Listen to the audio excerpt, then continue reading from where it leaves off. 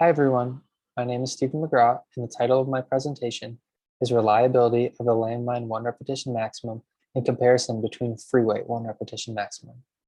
This is a cross-sectional repeated measure study design protocol, and my faculty advisors are Dr. Lincoln, Dr. Rowley, and Dr. Berry. We are all a part of the Department of Kinesiology here at SVSU. So to start, I want to highlight some points from my abstract. So we will be looking at 1 repetition maximum, or 1 RM, for a given landmine exercise, the landmine T-bar row. In general, 1 repetition maximum is indicative of maximal strength of a given muscle group. We will be analyzing the reliability of a 1 rep maximum assessment for the landmine T-bar row. In addition, we are also going to be comparing 1 RM of the landmine exercise to the 1 RM of a similar free weight exercise, which is called the Penlay row. We will be recruiting 30 individuals from SVSU to participate in 3 sessions for our study. And we will hope to inform a recommendation on whether 1 rep maximum assessments are reliable for the landmine T-bar row. We just want to mention here that we were approved through SVSU's Institutional Review Board, and our project number is 1711760-2.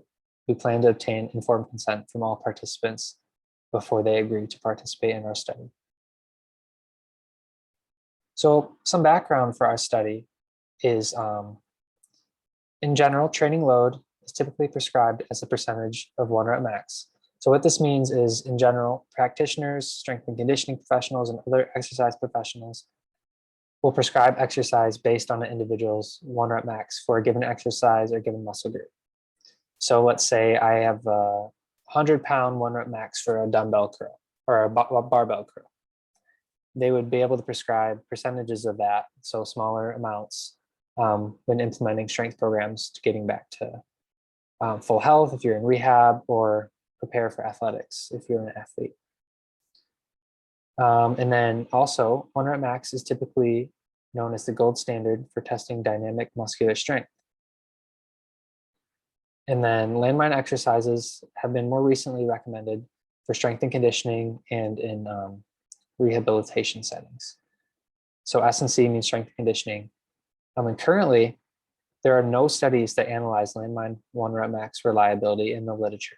So all the studies we are referencing are recommending landmine exercises for use, but we are actually the first study to assess reliability of 1 rep max assessment for any landmine exercise, not just the landmine T-bar row, which is what we're looking into.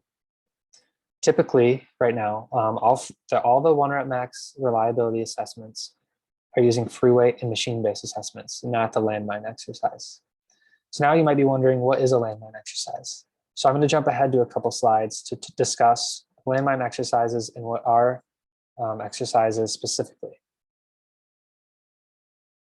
So we are analyzing the landmine T-bar row.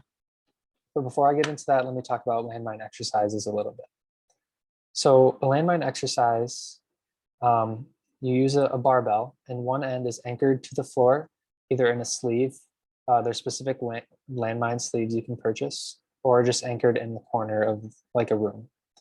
And how it works is the bar moves as a lever.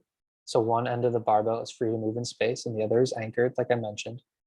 And this exercise is sort of a hybrid between free weight and machine-based training. So when I say hybrid, I mean based on how the motion moves and what you need to do to control the movement. So for example, in a free weight exercise, let's say you have a dumbbell. It's free to move in space, right? You have to control it from moving this way. But if you're doing a bicep curl, you just curl up, but you have to control these motions. Whereas if you're using a machine, let's say you're doing like a chest press.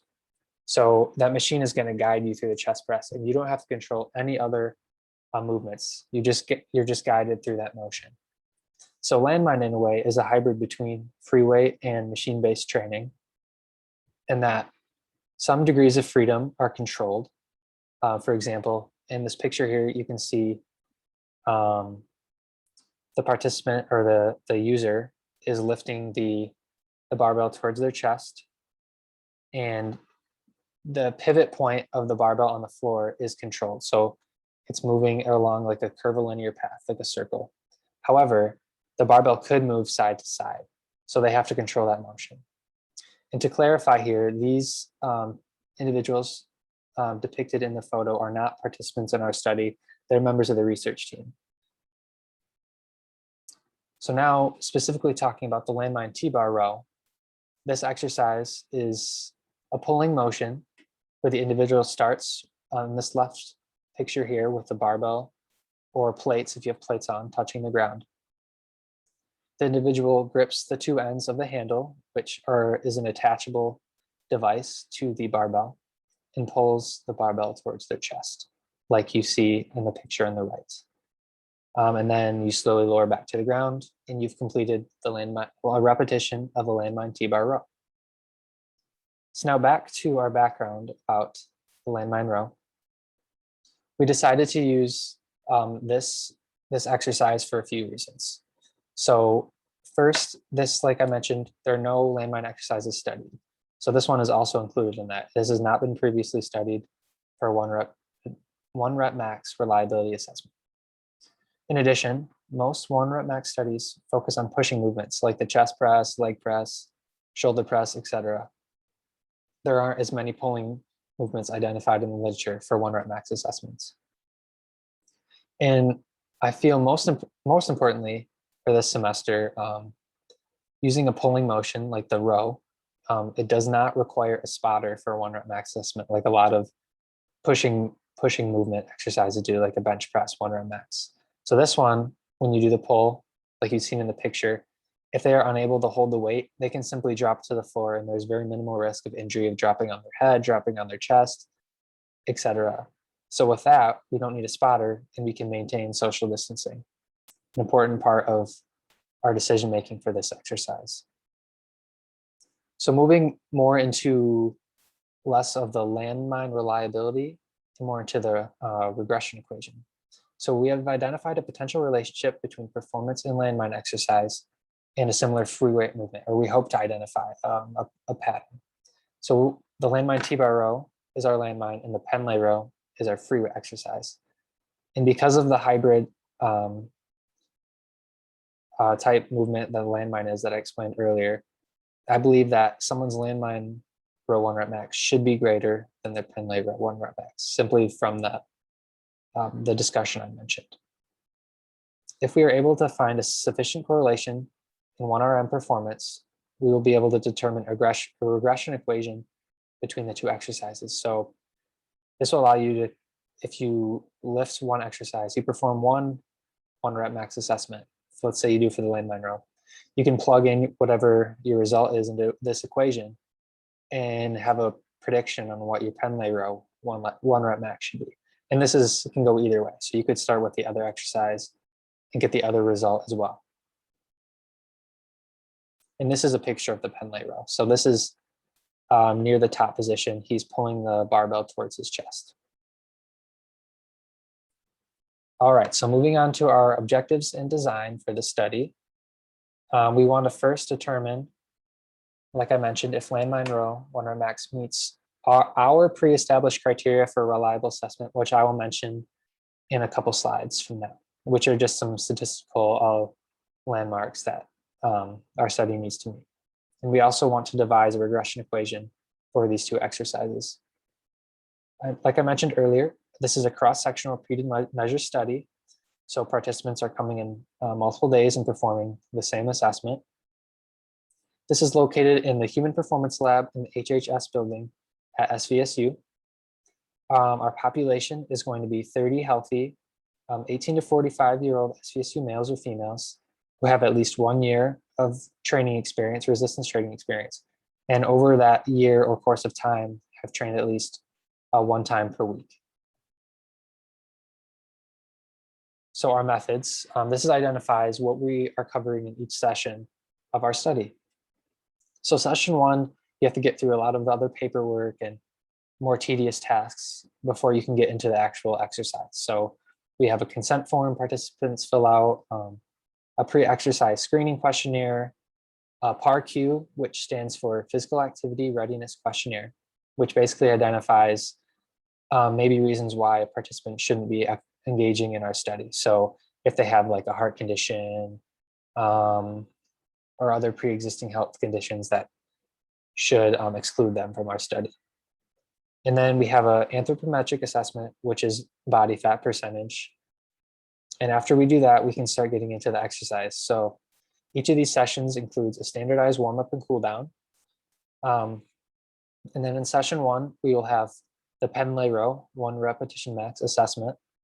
And they will also be familiarized with the exercise beforehand. So just learning the proper technique and form before we get into the heavy lifting. So following that in the session, they will be familiarized in the Landmine T-bar row for the next 2 sessions, which they will be performing the Landmine row 1RM assessments. So in session 2 and 3, they are performing those assessments that I mentioned, and that's where we'll be able to compare and determine if the 1-rep max assessment for the Landmine row is reliable. So data analysis, these are our predetermined criteria for our reliable tests. So this is stuff we, as researchers, determined.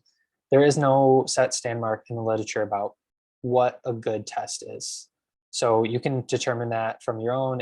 So here I talk about ICCs, right? Our criteria is it has to exceed 0.80, but someone else's could be 0.90, for example. Anyway, ICC is actually a statistical technique that describes the agreement of a measurement. So for example, if the participant performs 150 pounds on their 1-rep max for the Landmine row in their first session, and then in the second session does 150 pounds again, the ICC value would be 1.0 or perfect reliability. However, in practice, that's not always the case. You're not going to have perfect reliability. So as you get away from even numbers, that your ICC value is going to go down from 1.0. Coefficient of variation, we want to be less than 10%. So this is the ratio of the standard deviation to the mean of the 1-rep max values. So the higher the coefficient of variation is, the greater dispersion around the mean, which is not something we want. We want that less than 10%. And finally, we are looking at the standard error of measurement, or SEM, which measures accuracy. So we want it less than the effect for meaningful changes in strength. And so another statistical analysis that we're going to use, it's going to be for determination of correlation between the 2 exercises, Pearson product moment correlations, and the strength will be interpreted by a classification scale in that study that I have referenced there. So moving on to our discussion, we want to inform a recommendation of 1-rep max Landmine row reliability, like I've mentioned. So this will allow practitioners to track improvements in 1-rep max strength over time through their training programs. So you can track their outcomes, whether that's in strength and conditioning or research, etc. And in addition, we want to allow for future research on Landmine exercise 100 max for different exercises and allow our data to allow for accurate a priori sample size calculations for future studies. So they know how many participants to recruit and what their power, the statistical power needs to be based on those participants. And finally, we want to determine that regression equation. So they don't have to, so practitioners don't have to do multiple 1-rep max assessments for a row exercise. They can just convert between the 2. Some practical limitations have, one, been recruiting enough participants, especially with COVID. We have not been able to get that many simply because people are busy, people are less willing to go out. And in addition, our broad inclusion criteria. So maybe in that 18 to 45 age range, we have variations, and maybe someone who's 18 is going to be able to do this a lot better than 45-year-old, and that could affect our results. So thank you guys for listening to my presentation. If you have any questions or would like to sign up, you can either reach out to me or sign up directly, reach out to Dr. Merrick Lincoln at malincol@svsu.edu. And so a quick shout out to the UGRP program that funded our study through a grant. And if you have any further questions, feel free to contact me at sjmcgraw@svsu.edu. Thank you.